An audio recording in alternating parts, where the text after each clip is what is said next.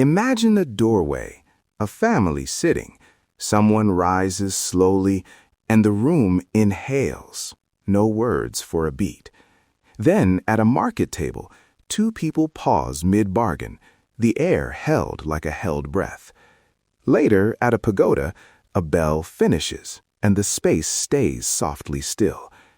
What does a careful silence tell you about who is present? I want you to listen for that question with me today.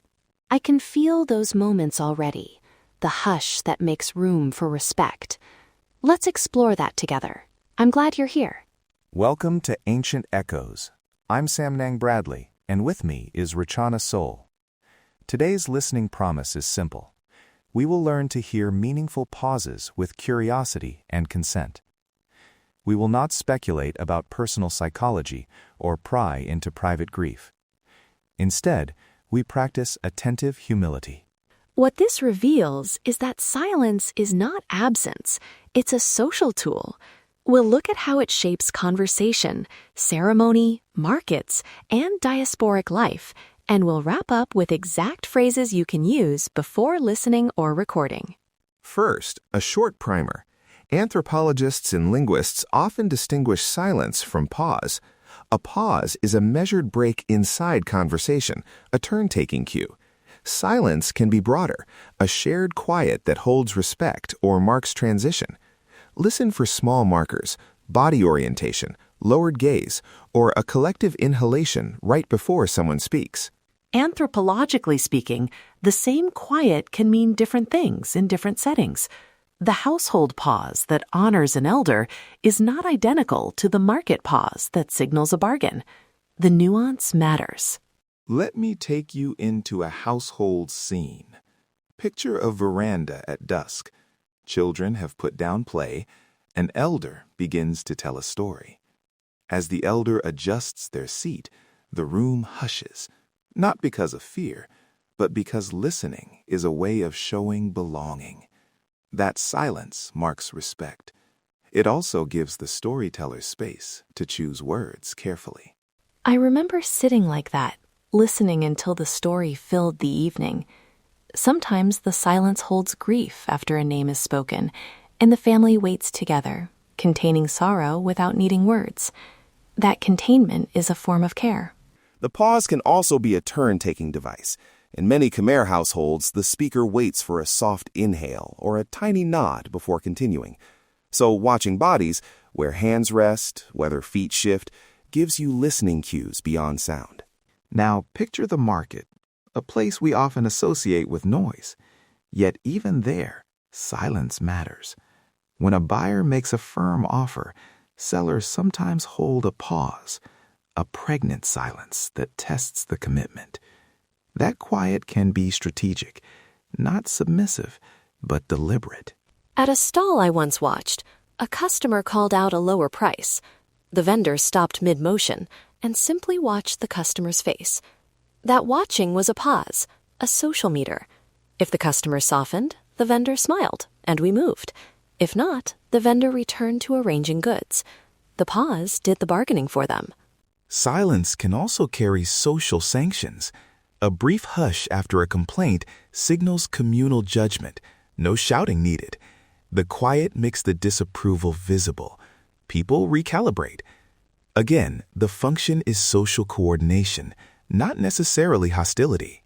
Ritual silence is its own register. Think of the space just outside a pagoda doorway. Feet slow, voices drop. A bell rings, and then a wide quiet. That silence is participatory. People enter not by filling the quiet with words, but by aligning their breath to it. The pause after a blessing, too, is important. In those moments, silence honors the spiritual exchange. You don't speak over a recitation. You share the stillness. From a cultural standpoint, the quiet is itself a kind of assent. Across the diaspora, these quiet codes travel and transform. Families abroad may preserve the same doorway hush, or they might translate it into a different tempo because of new rhythms, work schedules, school calendars, the sound of a different city. The pattern shows us resilience and adaptation. I've heard elders teach younger generations to pause before speaking in community gatherings overseas. They say, listen closely. That's where wisdom arrives. But sometimes the pause gets shortened in fast-paced settings, and the meaning shifts. That's the complexity we must attend to. Before we move to practice, a gentle reminder: do not treat silence as pathology. If you notice a quiet person, resist assuming you know their inner state. Curiosity and humility are your tools. If you want to record or share a quiet moment, always ask, always get consent. Now, practical phrases. Use these short Khmer English requests when you want permission. Say them slowly, pause between phrases, and wait for a clear yes. Phrase 1 in Khmer, Som mun robos knea, som yung chase. That means, may I listen for a moment with your permission? Then in English, may I listen for a moment? Is it okay if I record a short quiet sound? Phrase 2 for a public setting. In Khmer, Sam ot rup chen ban. I would like to respectfully listen. May I do so? And in English, I'm asking permission to quietly listen. Is this okay with you and everyone here? Phrase 3 for family or intimate contexts. Some by Chrome. Please allow me a respectful moment. Follow that in English by explaining how you'll use the recording or notes and offer to anonymize names. Always confirm consent out loud. If someone agrees, repeat their permission back.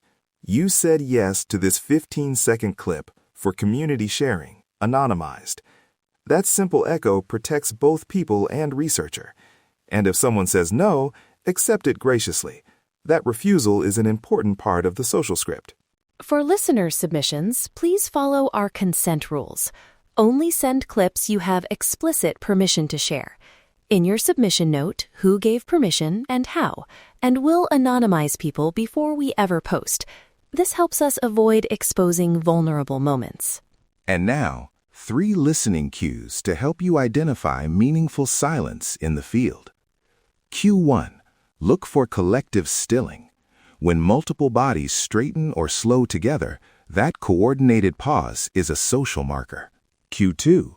Watch for breath changes. A held breath before a speaker or a sigh after a name often carries meaning. Sound and the body map onto one another here.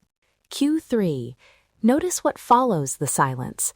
Does someone speak softly? Does a ritual continue? Does bargaining resume? The next act shows you what the pause was doing: respect, testing, condolence, or consent. Before we close, one practical checklist.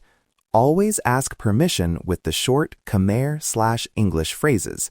Confirm consent aloud.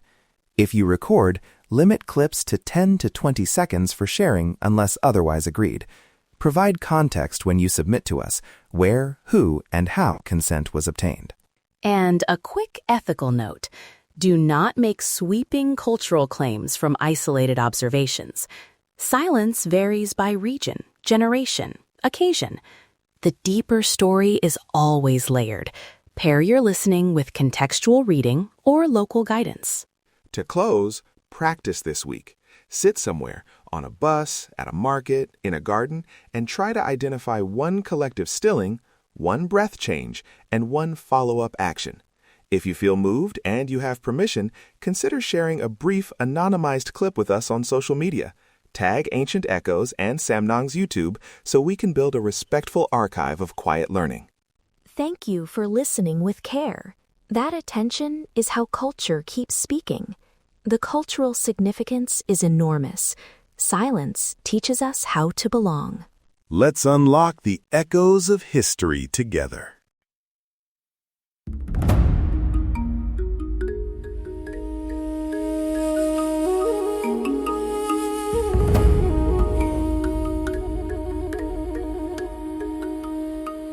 In the quiet of night, I whispered my plea, holding her close, hoping for her decree.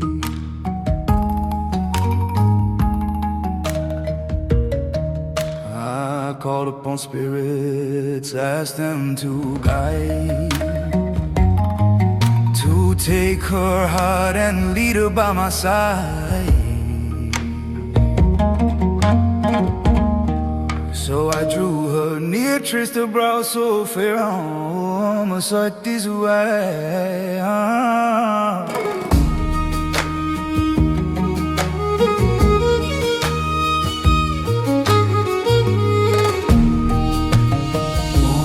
Sacred power, Swahili, mighty spirit awakened. By the master's right, let her heart be gently taken. Let her follow me now by vow and by sign. I hear these words, oh teacher, witness this plea. Oh, my sacred power, Swahili.